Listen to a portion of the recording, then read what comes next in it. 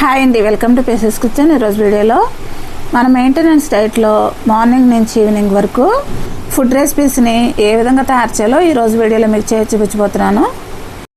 ముందు వీడియోలో చేసి చూపించినట్లు మనం 1 month 5 kgs వెయిట్ లాస్ ఛాలెంజ్లో హెల్తీ ఫుడ్ రెసిపీస్ని 15వ రోజు వరకు నేను చేసి చూపించాను.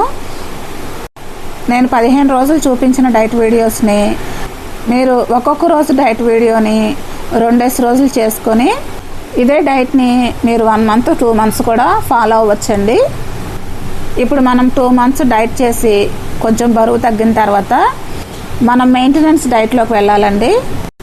మరి మన వెయిట్ మెయింటెనెన్స్ అవ్వాలంటే మార్నింగ్ నుంచి ఈవినింగ్ వరకు ఈ ఫుడ్ రెసిపీస్ని ఏ విధంగా తయారు చేయాలో దీని ప్రాసెస్ ఏంటి వీడియోలోకి వెళ్ళి చూసేయండి.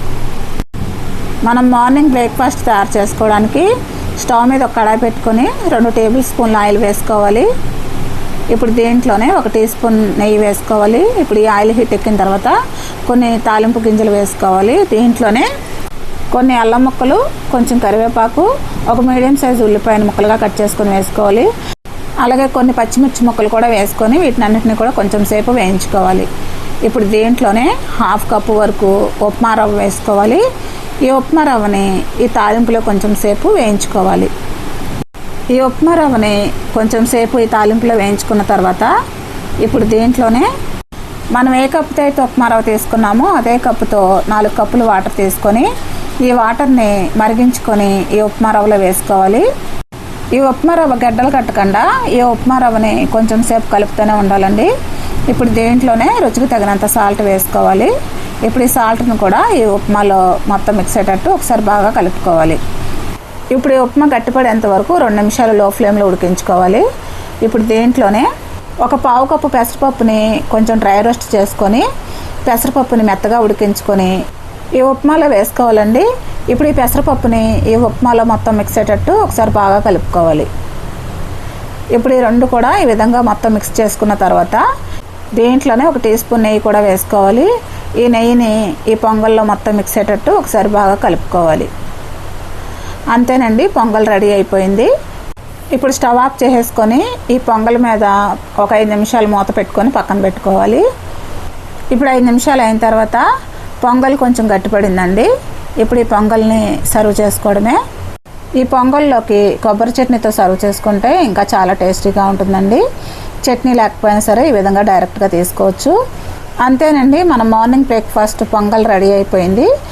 ఇప్పుడు మనం మధ్యాహ్నం లంచ్ ప్రిపేర్ చేసుకోవడానికి స్టవ్ మీద ఒక గిన్నె పెట్టుకొని 2 టీ స్పూన్లు నెయ్యి, 2 టీ స్పూన్లు ఆయిల్ వేసుకొని మరిగించుకోవాలి.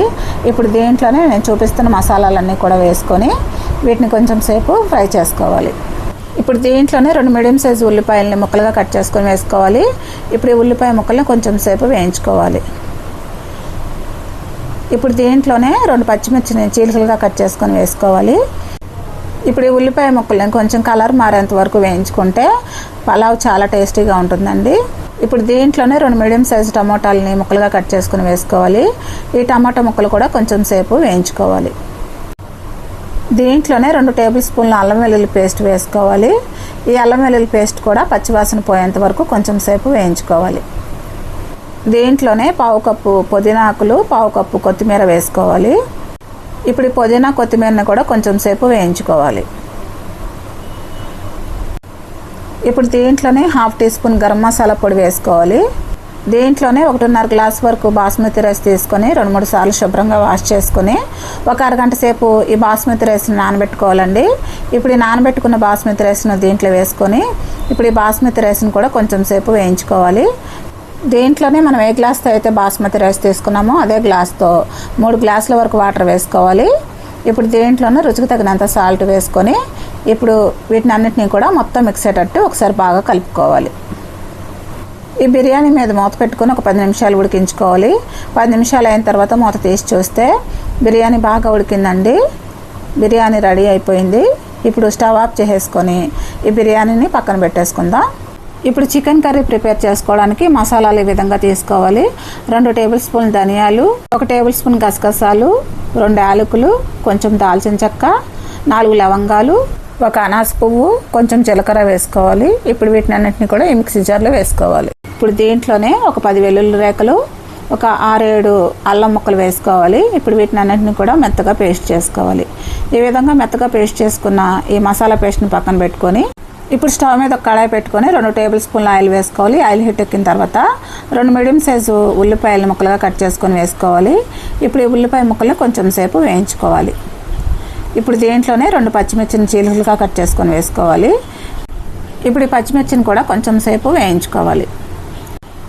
ఇప్పుడు దీంట్లోనే 2 మీడియం సైజ్ టమాటాలని ముక్కలుగా కట్ చేసుకొని వేసుకోవాలి. ఇప్పుడు ఈ టమాటా ముక్కలను కూడా కొంచెం సేపు వేయించుకోవాలి. దీంట్లోనే ఒక 1/2 కేజీ చికెన్ని శుభ్రంగా వాష్ చేసుకొని దీంట్లో వేసుకోవాలి. ఇప్పుడు ఈ చికెన్ని కూడా కొంచెం సేపు వేయించుకోవాలి. ఇప్పుడు ఈ చికెన్ మీద మూత పెట్టుకొని ఒక 2 నిమిషాలు కుక్ చేసుకోవాలి. ఇప్పుడు 2 నిమిషాలు అయిన తర్వాత మూత తీసి ఇప్పుడు దీంట్లోనే మనం ముందుగా మిక్సీ పట్టుకున్న మసాలా పేస్ట్ని వేసుకోవాలి. దీంట్లోనే 1 టేబుల్ స్పూన్ కారం, 1/2 టీ స్పూన్ పసుపు, రుచికి తగినంత సాల్ట్ వేసుకోవాలి. ఇప్పుడు వీటిని అన్నిటినీ కూడా మొత్తం మిక్స్ అయ్యేటట్టు ఒకసారి బాగా కలుపుకోవాలి. ఇప్పుడు ఈ చికెన్లో ఈ మసాలాలన్నీ కూడా ఈ విధంగా బాగా కలుపుకున్న తర్వాత ఇప్పుడు దీంట్లోనే 1 కప్పు వరకు వాటర్ వేసుకోవాలి. ఈ వాటర్ని కూడా ఈ చికెన్లో మొత్తం మిక్స్ అయ్యేటట్టు ఒకసారి బాగా కలుపుకోవాలి.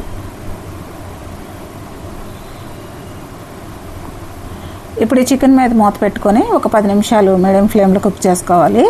10 నిమిషాలు అయిన తర్వాత మూత తీసి చూస్తే ఈ చికెన్ కర్రీ బాగా ఉడికిందండి. ఇప్పుడు ఫైనల్గా చికెన్ కర్రీలో కొన్ని కొత్తిమీర ఆకులు వేసుకోవాలి. ఇప్పుడు ఈ కొత్తిమీర ఆకులు కూడా ఈ చికెన్ కర్రీలో మొత్తం మిక్స్ అయ్యేటట్టు ఒకసారి బాగా కలుపుకోవాలి. అంతేనండి, ఎంతో టేస్టీగా ఉండే చికెన్ కర్రీ రెడీ అయిపోయింది. ఇప్పుడు స్టవ్ ఆఫ్ చేసేసుకొని ఈ చికెన్ కర్రీని పక్కన పెట్టేసుకుందాం.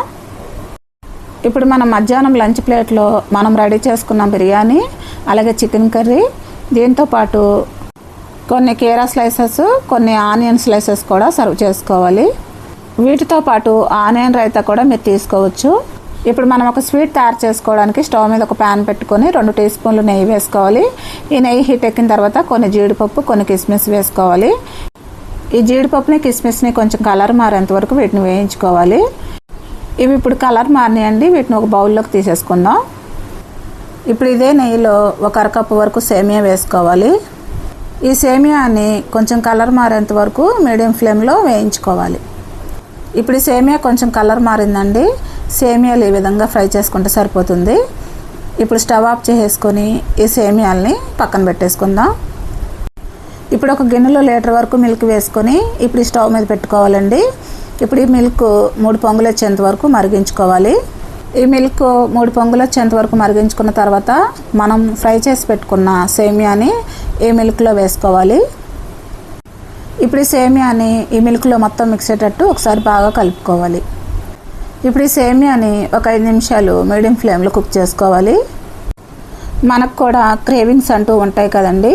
మనం ఎప్పుడు డైట్ ఫుడ్ తినకుండా ఈ విధంగా మెయింటెనెన్స్ డైట్లో కూడా ఈ విధంగా చేసుకుంటే మనకి ఫుడ్ క్రేవింగ్స్ కూడా తీరినట్టు ఉంటుందండి.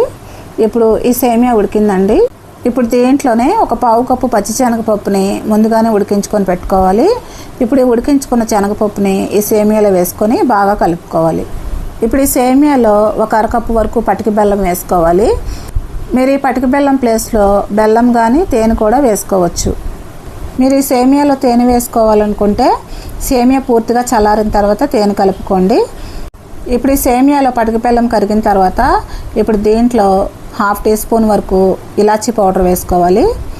ఇప్పుడు ఈ సేమియాలో ఈ ఇలాచీ పౌడర్ మొత్తం మిక్స్ అయ్యేటట్టు ఒకసారి బాగా కలుపుకోవాలి. ఇప్పుడు ఫైనల్గా ఈ సేమియాలో మనం ముందుగానే ఫ్రై చేసి పెట్టుకున్న జీడిపప్పు కిస్మిస్ని కూడా వేసుకోవాలి. ఇప్పుడు ఈ జీడిపప్పు కిస్మిస్ని కూడా ఈ సేమియాలో మొత్తం మిక్స్ అయ్యేటట్టు ఒకసారి బాగా కలుపుకోవాలి. అంతేనండి, సేమియా రెడీ అయిపోయింది. మనం స్టవ్ ఆఫ్ చేసుకొని ఈ సేమియాని వేడివేడిగా సర్వ్ చేసుకోవడమే.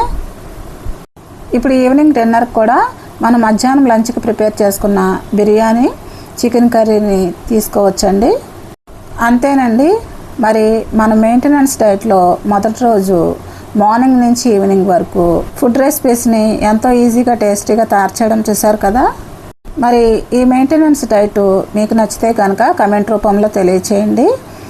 మరిన్ని వెయిట్ లాస్ వీడియోస్ కోసం మన ఛానల్ సబ్స్క్రైబ్ చేసుకుని బెల్ ఐకాన్ ప్రెస్ చేయండి. మీ ఫ్రెండ్స్కి, రిలేటివ్స్కి షేర్ చేయండి. Thanks for watching.